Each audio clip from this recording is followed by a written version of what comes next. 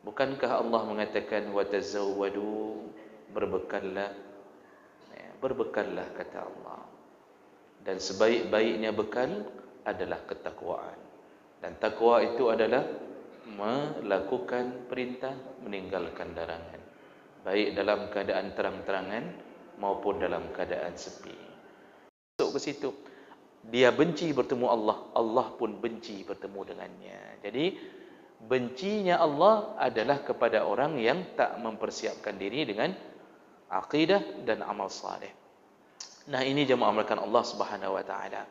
Dan kita ini, apa yang menjadi penyebab kita benci untuk menghadapi kematian? Nabi Allah sebutkan dalam surat Yunus ayat 7 dan 8. Kata Allah, innal ladzina la yarjuna liqa'ana. Ada orang-orang yang nak mau bertemu dengan kami, nak mau mati, takut sekali kalau mati, padahal wajib mati. Siapa mereka? Assalamualaikum warahmatullahi wabarakatuh. Banyak sekali pertanyaan jamaah, Ustadz kasih kami channel untuk kajian anak-anak muda.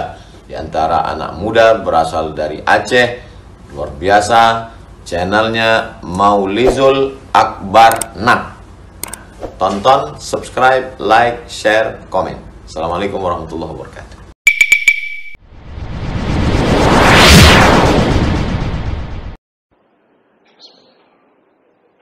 Assalamualaikum warahmatullahi wabarakatuh. Alhamdulillahi rabbil alamin. Hamdan katsiran tayyiban mubarakan fihi. Asyhadu an la ilaha illallah wahdahu la syarika lah. Wa asyhadu anna Muhammadan 'abduhu wa rasuluhul karim. Allahumma shalli wa sallim على نبينا المصطفى محمد وعلى آله وأصحابه أجمعين أما بعد رب اشرح لي صدري ويسر لي أمري واحلل عقدة من لساني يفقهوا قولي. Segala puji bagi Allah, kemudian salawat dan salam pada Rasulullah, pada keluarga dan seluruh sahabat-sahabatnya yang Allah muliakan, bapak-bapak, ibu-ibu yang hadir karena Allah. Mudah-mudahan Allah balas dengan pahala yang berlimpah insyaAllah.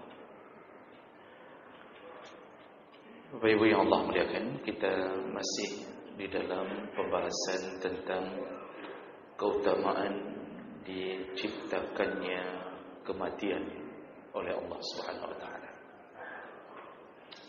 Di pertemuan yang lalu kita membahas bahwa Allah menciptakan kematian bagi hamba untuk memutuskan penderitaan hamba dari rasa sakit yang berkepanjangan.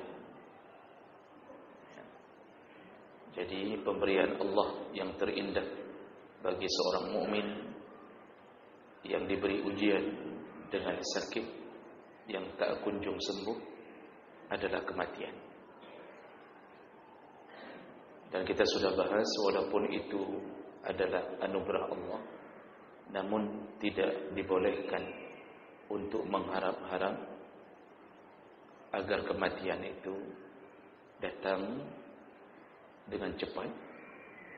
Karena dengan berharap datang kematian, maka menampakkan rasa putus asanya terhadap rahman Allah Subhanahu wa taala. Baik, itu keutamaan yang keempat kenapa Allah membuat kematian. Kita lanjut.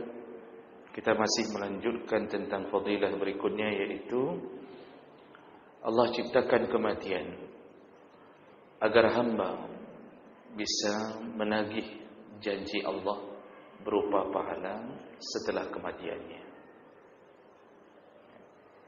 Jadi yang kelima ini, Allah menciptakan kematian agar hamba-hambanya yang dulu beramal di dunia, yang dulu hanya mendengar-dengar bahwa kalau seandainya dia bersabar di atas semua musibah, ujian, maka dia akan dapatkan pahala. Di masa hidupnya dia hanya mendengar bahwa kalau dia mengunjungi temannya yang sakit, maka dia akan mendapatkan pahala, yaitu didoakan oleh 70.000 malaikat dari subuh sampai maghribnya, dan dari maghrib sampai subuhnya, tergantung kapan dia datang. Dulu orang yang mati ini hanya mendengar dan meyakini bahwa kalau dia salat jenazah kepada saudaranya sesama mukmin, maka salat itu akan membuahkan pahala, yaitu sebesar gunung Uhud. Kalau dia datang sampai ke pemakaman, menunggu sampai diselesaikan pengebumian, maka dia mendapatkan pahala 2 gunung Uhud. Dulu kita hanya mendengar sebelum mati bahwa salat berjamaah itu lebih tinggi derajatnya, lebih besar pahalanya dibandingkan dengan orang yang salat sendiri sebanyak 25 atau 27 derajat dalam 2 hadis yang berbeda. Jadi semua itu hanya dengar-dengar saja. Seorang istri pun ketika ikut pengajian mendengarkan bahwa pahala berbakti kepada suaminya begini dan begini, sampai Rasulullah mengatakan bahwa seandainya seorang istri yang disakiti oleh suaminya, yaitu ketika suaminya marah atau dia yang membuat marah suaminya, atau suaminya marah sendiri, lalu istri ini mendatangi pembaringan suaminya dan meminta maaf, dan dia mengatakan, aku tidak bisa tidur, aku tidak bisa memejamkan mataku sampai engkau memaafkan aku. Kata Nabi apa? Inilah perempuan-perempuan yang menuai pahala yang sangat besar dan dijanjikan menjadi penduduk surga. Khadijah dulu dijanjikan oleh Allah pahala karena pelayanan dan khidmatnya terhadap Rasulullah, sampai Allah dan Jibril alaihissalam mengirimkan salam kepada Khadijah. Jadi semua itu bicara pahala, pahala, pahala. Ustaz yang memberitahu tentang pahala pun tak pernah lihat pahala. Jadi kita hanya bicara di atas keyakinan, di atas iman. Ada pahalanya. Ramadan itu ada pahalanya. Nah, kalau seandainya selama ini cuma mendengar dan meyakini, kapan kita melihatnya? Tentu syarat utama adalah harus mati. Kalau tak mati-mati, tak dapat pahala itu. Makanya Allah menciptakan kematian agar hamba tak terus berangan-angan sepanjang hidup untuk mencari tahu bagaimana bentuk pahalanya. Lalu diciptakanlah kematian. Begitu putus dari dunia, disitulah Allah menampakkan janji-janjinya. Dimulai dari kapan Bapak Ibu? Dimulai dari sakaratul maut. Jadi detik-detik sakarat itu sudah dinampakkan. Nah, nanti kita bacakan hadisnya, bagaimana orang-orang yang berjuang dan bergembira di saat sakarat. Dia ditampakkan oleh Allah semua kebaikan-kebaikannya. Allah Subhanahu wa taala ketika menciptakan kematian, maka yang paling merindukan kematian itu datang adalah orang yang sudah mempersiapkan dirinya untuk mati. Bagaimana mempersiapkan diri untuk mati? Yaitu dia membawa bekal. Maka orang yang paling berani menghadapi kematian adalah orang yang sudah siap dengan bekal. Bukankah Allah mengatakan watazawwadu, berbekallah? Berbekallah kata Allah. Dan sebaik-baiknya bekal adalah ketakwaan. Dan takwa itu adalah melakukan perintah, meninggalkan larangan, baik dalam keadaan terang-terangan maupun dalam keadaan sepi. Nah, ini semua bekal.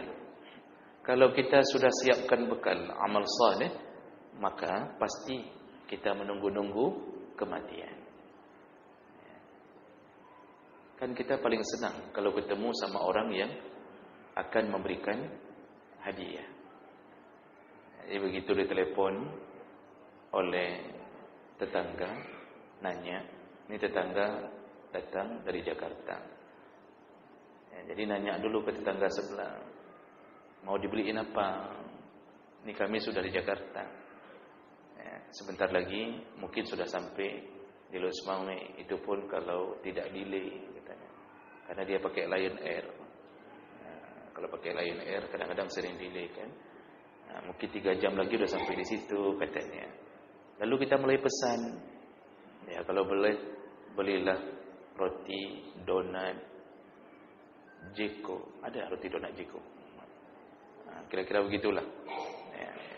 Itu harga satu kotaknya berapa ratus ribu itu. Nah, contoh, saya tak tahu tak ada tanda. Itu ketika sudah sampai, tentu kita tak sabar menunggu. Kita sudah bisik-bisik, bang. Sudah ada tanda-tanda tu di samping, udah bunyi pintu. Ini sampai sampai bro donat greo. Jangan sampai basi donat itu. Kita berharap segera bertemu. Tapi bagaimana dengan orang yang punya hutang, tak bayar-bayar?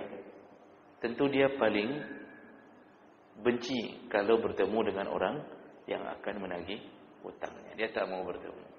Nah, ini kebalikan, sebuah hal yang berkebalikan. Oleh karena itu, Bapak Ibu yang Allah muliakan, siapa yang paling rindu menghadapi kematiannya, yaitu orang-orang yang sudah lelah beramal saleh. Allah sebutkan dalam surat Kahfi 110, "Faman kana yarju liqa'a rabbih falyamal 'amalan shalihan wa la yusyrik bi'ibadati rabbih ahada." Apa kata Allah? "Faman kana yarju liqa'a rabbih", barang siapa yang berharap untuk bertemu dengan Allah. Nah, rupanya ada yang berharap bertemu dengan Allah. Apa syaratnya supaya engkau berharap-harap bertemu? Maka lakukanlah amal saleh. Lakukanlah amal saleh. Dan jangan engkau syarikatkan Allah dengan sesuatu apapun. Jadi beramal saleh diikat dengan kalimat jangan syirik. Ada orang yang merasa amalnya saleh tapi dibalut dengan kesyirikan. Mana syiriknya? Syirik itu ada 2. Ada syirkul akbar, ada asyirkul asghar. Syirik yang besar adalah syirik menduakan Allah langsung, punya Tuhan selain Allah. Tapi orang beramal saleh tidak mungkin ke situ arahnya. Orang beramal saleh jatuhnya ke syirik kecil. Sahabat nanya, apa itu syirik kecil ya Rasulullah? Apa jawaban Nabi? Ar-riya, yaitu suka menampakkan amal kepada orang lain. Jadi kalau sudah beramal, rasanya tak nyaman kalau tak update status. Jadi kalau beramal itu pinginnya orang tahu bahwa dia beramal. Ciri-cirinya bagaimana? Beda salatnya di depan orang dengan di belakang orang. Lalu dia beramal hanya kalau berharap-harap dari orang. Kalau bukan waktunya untuk mencoblos, tak sedekah. Tapi kalau berharap untuk dicoblos, mulai menyelimuti diri dengan kalimat sedekah. Yohana, sedekah lum. Ini sedekah saya ni, 300 ribu, sedekah saya, tenang saja. Padahal sebelum itu tak pernah sedekah. Setelah itu kalau tak terpilih pun, tak ada lagi sedekah. Nah, ini model-model hanya bersedekah mengharap pujian, mengharap manfaat. Inilah yang disebut dengan beramal saleh dibarengi dengan kesyirikan. Ada Tuhan lain yang dia harapkan pahala, yaitu sesama manusia. Nah, jemaah melakukan Allah, jadi bahasa itu menunjukkan bahwa orang-orang yang akan merindukan kematiannya adalah orang-orang yang sudah siap bertemu Allah. Dia ingin mengatakan ke Allah, mana pahalaku ya Allah? Bagaimana bentuk pahalaku ya Allah? Yang dulu aku tahajud di tengah malam karenamu ya Allah. Yang aku dulu menahan diri 13 jam dalam Ramadan karenamu ya Allah, mana pahalanya? Nah, makanya ini kalau tidak ada kematian, tidak bisa kita ambil ini. Maka perlunya kematian.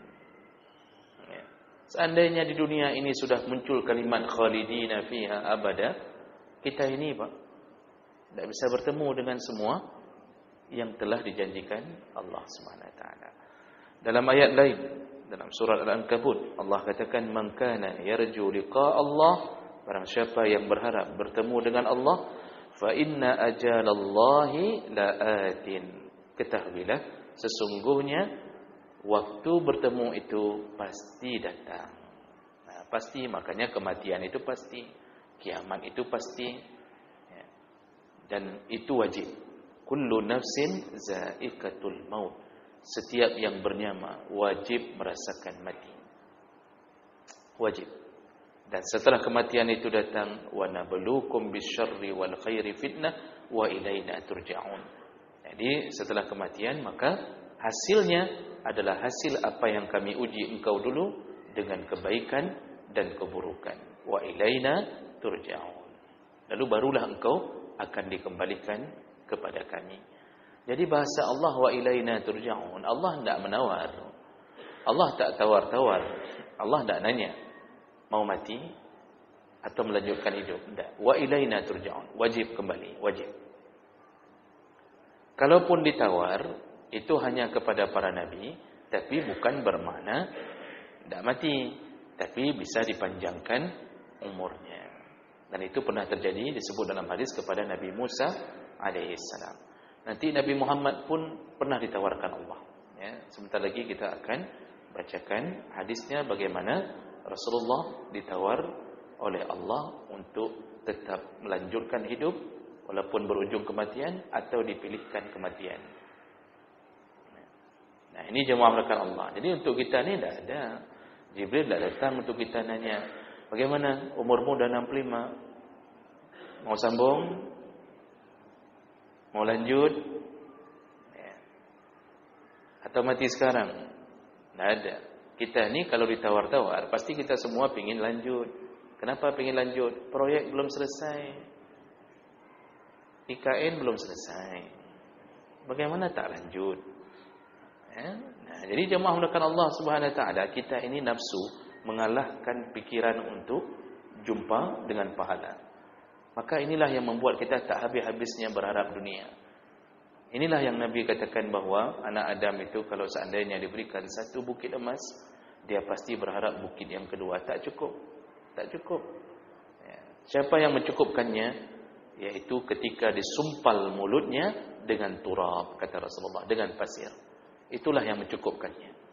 Maka kematian itu menjadi penyebab kerinduan orang-orang yang ingin segera bertemu dengan apa yang telah dia amalkan. Ya. Dalam surat An-Najm 31 Allah mengatakan, liyajziyal ladzina asa'u bima 'amilu wa yajziyal ladzina ahsanu bil husna. Semua orang akan diberikan pahala setelah kematiannya dengan apa yang telah dia lakukan berbentuk kejahatan atau apa yang dia lakukan berbentuk kebaikan, dibalas Allah dengan pahala-pahala yang baik. Ahsanu bil husna. Jadi ini harus kita yakini Bapak Ibu. Pahala itu ada. Cuma pahala itu tak diberikan di dunia. Bentuknya ada, tapi bukan berbentuk sesuatu yang kita pahami. Ya, dia berbentuk ujrah, pembalasan dari Allah Subhanahu wa taala. Semakin besar dan susah kita beramal, maka semakin besar pahala itu. Ya, al-jaza bi jinsil amal, kata Rasulullah. Pahala itu disesuaikan dengan beratnya, susahnya sebuah amalan. Jadi bukan dihitung penderitaannya, tapi susahnya berlakukan amal. Makanya ketika ditanya orang, mana yang lebih besar pahala? Orang yang bersedekah dalam keadaan sehat atau sakit? Orang sebahagian menjawab, ketika sakitlah. Dia menghitung udah sakit, sedekah. Tapi ternyata tak begitu. Karena orang sakit tidak berat bersedekah. Orang sakit memang segera memanggil anaknya, nak tolong sedekah, nak. Ya, tolong sedekah. Semoga dengan sedekah ini ayah bisa disembuhkan Allah. Udah mulai itu ketika sakit sedekah. Ya, bahkan orang yang ditimpa bisul tak sembuh-sembuh pun akan bersedekah supaya bisulnya bisa sembuh. Jadi memang sedekah ketika sakit, salah satu hikmahnya Allah bisa berikan kemuliaan dengan cara menyembuhkan. Dan itu pernah dilakukan dalam satu riwayat, yaitu gurunya Imam Al-Bukhari, yaitu Ibnul Mubarak, itu pernah menasihati salah seorang jamaah yang menuntut ilmu padanya, yang punya penyakit entah bisul atau sesuatu luka tak sembuh-sembuh. Lalu kemudian dinasihati oleh imam ini dengan mengatakan, sekarang galilah sumur. Galilah sumur, wakafkan sumur itu untuk orang banyak. Semoga Allah menyembuhkanmu. Jadi udah ke dokter sana, dokter sini, tabib sana, tabib sana, sembuh. Lalu kemudian dia taat atas perintah itu, permintaan itu, dia wakafkan sumur. Ketika dia wakafkan sumur, lalu tak lama kemudian, setelah beberapa bulan, dia balik. Dia kasih tahu, dia katakan, Alhamdulillah, penyakitku telah sembuh setelah aku mewakafkannya. Itu benar. Sakit itu bisa diringankan dengan sedekah. Namun kalau ditanya, paling besar pahala mana? Orang yang sedekah ketika sakit atau yang sedang sehat? Ternyata jawaban Nabi, sedekah yang terbaik anta saddaqa wa anta sahih. Sedekah terbaik ketika engkau sehat, bukan ketika sakit. Dari mana penilaian indikator bahwa sehat, waktu sehat sedekah lebih besar pahala daripada sakit? Karena orang sehat lebih susah bersedekah daripada orang sakit. Kalau orang sehat, Pak, tidak mau buat sumur. Karena tidak ada bisul. Makanya perlu kurap bisul untuk buat sumur itu. Orang sehat disuruh kasih ke masjid, tak banyak dikasih. Kalau sudah sakit, 300.000, 400.000. Ketika sehat, 3.000, 4.000. Kenapa? Dia merasa tak perlu Allah. Dia merasa tak ada sesuatu yang dia harus menghadapkan persoalannya kepada Allah. Makanya lebih besar pahala sedekah ketika sehat daripada sakit. Lalu Nabi sambung, syahih, kata Rasulullah. Yang kedua, lebih besar pahala sedekah orang yang syahih. Syahih itu syuhun, orang yang kikir. Maksud kikir, dia waktu mau sedekah ditimpa kekikiran. Daripada sedekahnya orang yang tidak ditimpa kekikiran. Maksudnya begini, ketika dia mau sedekah, tiba-tiba hatinya berbisik, ini uang perlu ke tempat lain. Lalu mulailah dia merencanakan hidup dunianya. Ini uang udah kumpul nih, rencananya mau buat atau memperlebar garasi rumah, rencananya mau buat pagar rumah. Tiba-tiba tetangganya bermohon-mohon untuk membantunya. Timbullah rasa kikir. Ini buat pagar dulu atau buat kasih tetangga dulu. Di situ beradunya bisikan malaikat dan bisikan syaitan. Apa yang terjadi? Kata Rasulullah, ketika engkau merasa kikir, disitulah sedekahmu berkali lipat. Jadi kita mencoba melawan bisikan syaitan dan nafsu. Tapi kalau orang yang dermawan, ringan tangan, itu sedekahnya besar pahala. Tapi tidak ada tantangan, Pak. Makanya orang kikir ini besar pahalanya kalau sedekah. Kenapa? Karena orang kikir jarang sedekah. Kita duduk sama orang pelit, Pak. Satu meja duduk orang pelit. Itu jangan haram. Dia mau traktir Indomie, dia mau traktir mie pakai telur apalagi. Jangan haram, Pak. Itu susah sekali. Sesekali dia lawan hatinya, nyukup baju, tiganya nyukup baju. Padahal hatinya berat kali itu untuk bayar.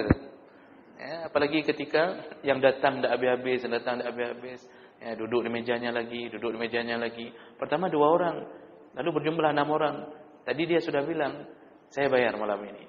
Dan timbullah rasa kikir. Dia sudah mulai hitung tuh, kopi-kopi udah tak terasa di bibirnya, karena dia udah hitung-hitung kapalokan 6 draw. Kali aja itu 6 kali 25, berapa itu hari malam ini bayar. Beratnya dia. Tapi kemudian dia memaksakan diri. Di saat itu pahalanya lebih. Jadi adalah konsep beramal. Oleh karena itu jemaah melakukan Allah Subhanahu wa taala, orang yang banyak amalnya, maka dia adalah orang yang berharap-harap segera bertemu dengan pahalanya. Orang yang tak ada pahalanya, penuh dengan kejahatan, berbuat dosa, malah akan benci dengan kematian. Rasulullah sallallahu alaihi wasallam menyebutkan dalam hadis Ubadah bin Samit anin Nabi sallallahu alaihi wasallam qala, "Man ahabba liqa Allah, ahabba Allahu liqa'ahu." Barang siapa yang suka, senang, cinta, ingin bertemu dengan Allah, dalam tanda kutip ingin mati, segera bertemu Allah, maka Allah pun suka bertemu dengannya. Jadi Allah sambut orang-orang yang sudah capek beramal saleh, Allah sambut. Kita ini kan Pak, waktu bertemu Allah itu disambut. Jadi bukan hanya sekedar bertemu say hello tak. Kita ini disambut, dimuliakan. Makanya orang setelah melihat pahalanya, segera kuburnya diisi dengan berbagai fasilitas dari surga, walaupun tak menemukan yang seperti surga sesungguhnya. Nanti waktu masuk surga pun kita dimuliakan, disambut. Jadi bukan hanya sekedar jumpa malaikat, lalu malaikat bilang, "Coba kasih tunjuk tiket, mana nomor rumahnya?" Lalu kita bilang, "Ini nomor rumah di surga." Udah, pergi ke sana, ke lorong sana. Nanti belok kanan, sampai di sana ada orang, coba tanya di sana mana nomor rumah. Wait, kita dalam surga tak tahu nomor rumah apa. Karena surga itu seluas langit dan bumi. Tak boleh. Penduduk surga tak boleh capek. Penduduk surga tak boleh lelah. Penduduk surga tak boleh mempikiran. Tak boleh. Sudah cukup di dunia mempikiran, Pak, kredit tak habis-habis, kan? Kemudian anak pun lalu melakukan ini dan itu, mempermalukan kita, diusir dari pesantren, tak mau sekolah agama. Sudah cukup pikiran kita di dunia. Masuk surga tak boleh. Makanya tak ada cerita rumah disuruh cari sendiri, tapi nuzula, disambut. Makanya kan dalam surah Kahfi disebutkan, innal ladzina amanu wa 'amilus shalihat kanat lahum jannatul firdausi nuzula. Orang yang beriman, beramal saleh, maka disiapkan surga Firdaus untuknya. Bagaimana masuk surga Firdaus itu? Nuzula. Apa itu nuzula? Kalau Bapak baca tafsir, nuzula itu kalimat dalam bahasa Arab yang dipakai oleh orang Arab untuk memuliakan tamu. Jadi kalau sudah datang tamu, memuliakannya itu nuzula. Bahasanya menservis tamu. Maka tidak membuat kita susah, Pak. Ini Bapak yang sudah pengalaman pergi umrah, masuk pesawat. Itu kalau model-model umrah dengan pesawat hari ini, Pak, itu beraturan, bangku tak beraturan. Istri kita duduk di ujung, kita duduk di sini. 8 jam berpisah dengan istri, Pak. Itu kalau pergi umrah sama-sama. Sampai sekarang saya heran, kenapa tidak dibuat saja dengan baik. Jadi pilih sendiri, berebut-rebut. Itu dalam pesawat saja kita sudah susah lagi. Di surga tidak boleh, disambut. Malaikat akan mengantar sampai ke pintu rumah. Itu pahala yang kita tumpuk, Pak. Begitu belum masuk ke pintu rumah, kita sudah melihat keadaan rumah. Seberapa luas rumah kita di surga, Pak? Ya kita tidak tahulah. Tapi Nabi kasih tahu juga, seluas mata memandang. Hari ini tipe 36 berapa, Pak? Siapa kontraktor, developer, pembuat rumah jadi? Tipe 36 saja bisa 220. Tipe 45 lain. Itu WC jongkok, belum WC duduk. Ya. Kemudian belum lagi listrik tak beres, belum lagi dinding tak halus. Ya. Macam model terjadi, keramik singit. Keramiknya bisa singit dibuatnya, tapi bayar 200 juta sekian. Masuk surga, belum lihat saja, kita sudah Masya Allah tak tahu menggambarkan hati. Lalu kita palingkan wajah kita di sekitaran rumah, ternyata sudah penuh dengan kebun kurma. Kok bisa tumbuh kebun kurma sedangkan kita tak pernah menanamnya? Ternyata kalimah-kalimah zikir yang ada di dunia. Itu janji-janji Nabi. Makanya, apa tidak rindu orang untuk mati? Dinampakkan kapan? Ketika sekarat. Lalu Allah mengatakan, Nabi menjelaskan, Allah senang bertemu dengannya. Allah bahagia. Nah, kebalikannya, waman kariha liqa Allah.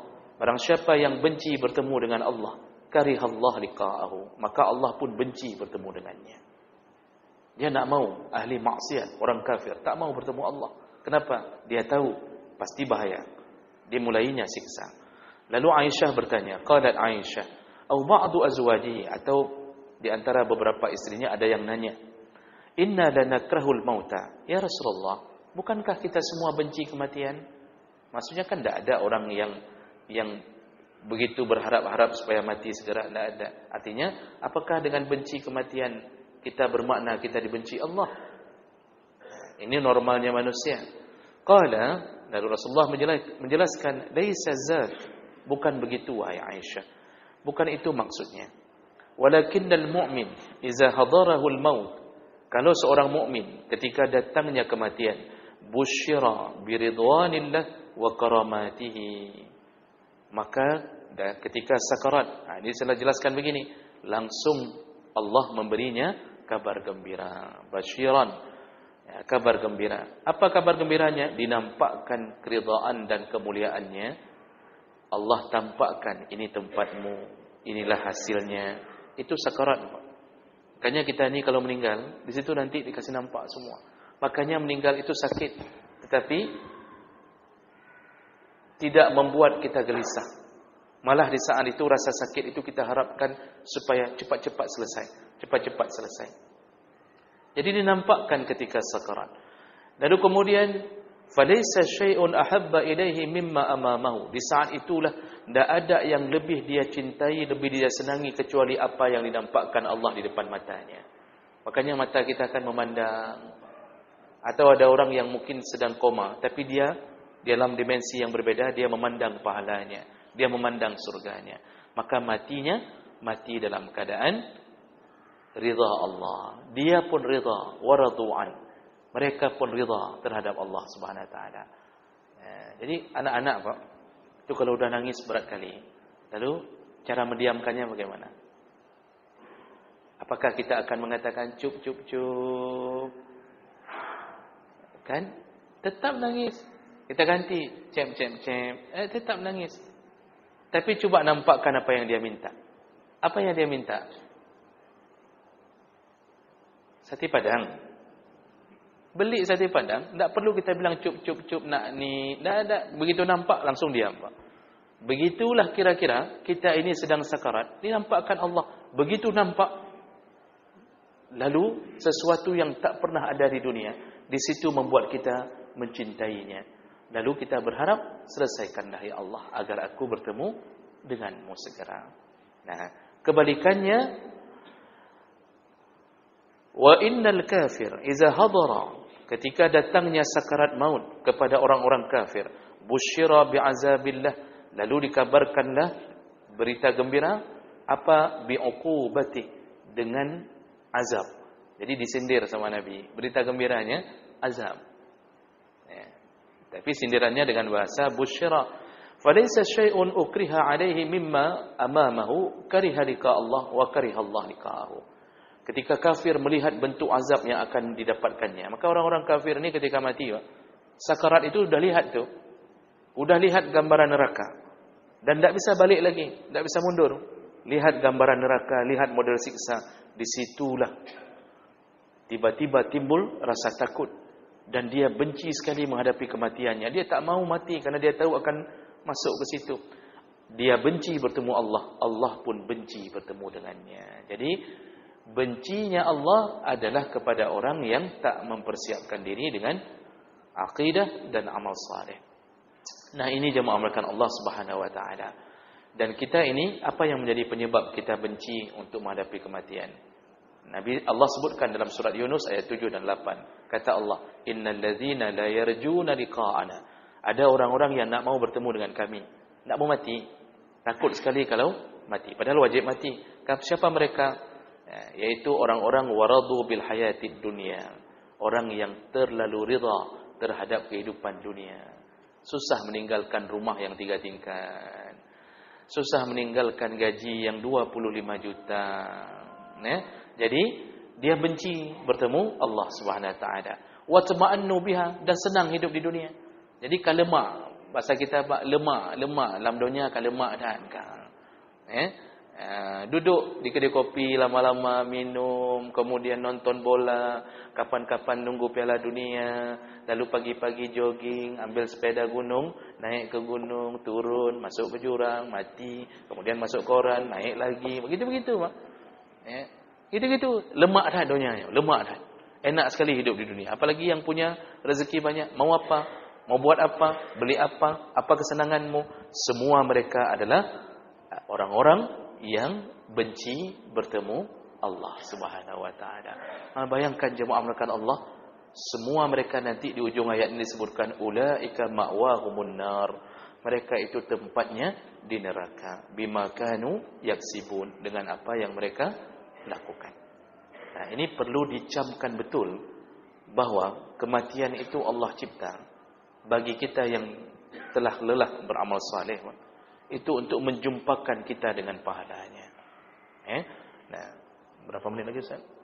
Dah habis. Nah, Bapak Ibu, ada satu hadis yang belum saya bacakan, yaitu tentang bagaimana Nabi SAW ketika kematiannya. Ya, nanti karena waktu kita terbatas, insya-Allah kita sempurnakan sambil kita tambah fadilah yang lain di pertemuan yang akan datang. Baik, mudah-mudahan yang hadir Allah telah catatkan pahala dan semoga Allah kumpulkan kita kembali di dalam surganya. Amin ya rabbal alamin. Subhanakallahumma bihamdik, asyhadu an la ilaha illa anta, astaghfiruka wa atubu ilaik. Wassalamu alaikum warahmatullahi wabarakatuh.